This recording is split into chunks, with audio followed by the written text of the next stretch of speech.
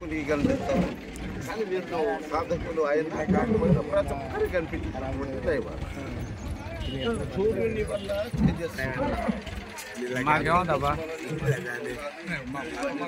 ఆయన ఆరోగ్యాలు కలిగేటటువంటి విధానం సూర్యుని వల్ల. సూర్యుడు అన్నపానాదులకు అధిపతి.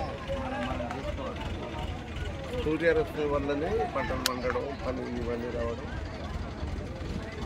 కాస్త ఆరోగ్యం బాగలేదు అనుకుంటే ఇబ్బంది అనిపిస్తుంది. కొంతసేపు ఎండలు కూర్చుంటే తగ్గుతుంది. అంటే సూర్యరశ్మి వల్ల ఆరోగ్యం పొందుతబడుతుంది.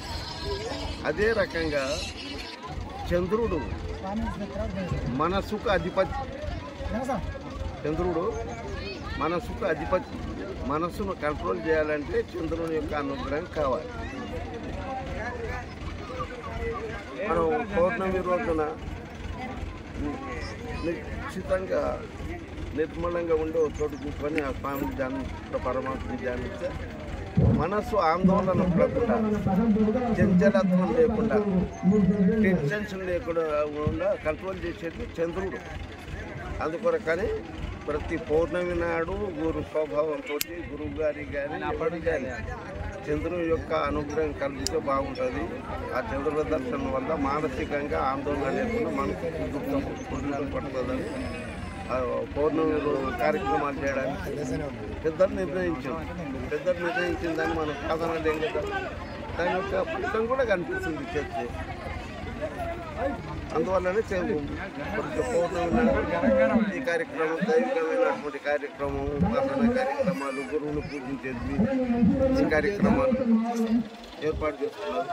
అందువరకు పెద్దలు పాటించినటువంటి వాళ్ళ అనుభవం మీద మనకు వాళ్ళ యొక్క అనుభవాన్ని మనకి ఇచ్చిపోయింది కాబట్టి ఆ అనుభవాన్ని ఆధారం చేసుకొని మనం ముందుకు పోతున్నాం.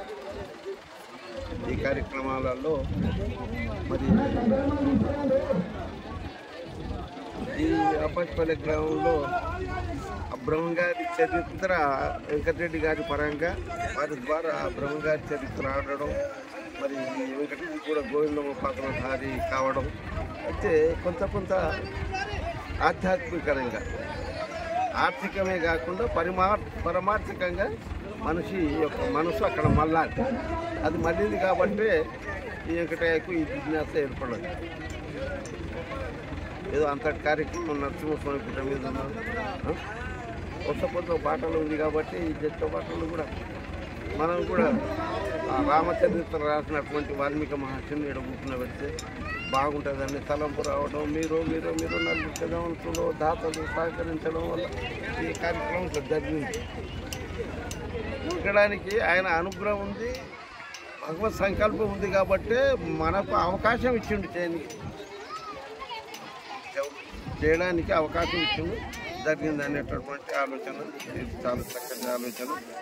ఈ కార్యక్రమం మహానుభావుడు ఆ పరమాత్ముడు యజ్ఞావతారాలు, నరసింహ అవతారాలు తీసుకొని వచ్చి గుట్టలో కూర్చున్నాడు మహానుభావుడు. నరసింహస్వామి ఆడ వచ్చి ఆ గుడి కింద ఉన్నాడంటే ఎన్ని కిరణాలు పెట్టినా ఆ రాయి మీద రాయి ఆ శిఖరం మాదిరిగా పెట్టడానికి సాధ్యమవుతుందే మనకు? ఆయనే కట్టుకున్నాం.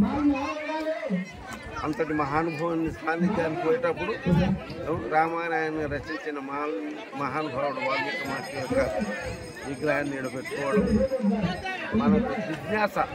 అంటే పూర్వం జరిగినటువంటి దాన్ని మళ్ళీ మననం చేసుకోవాలంటే సాకార రూపంతో కనిపించాలి మనం.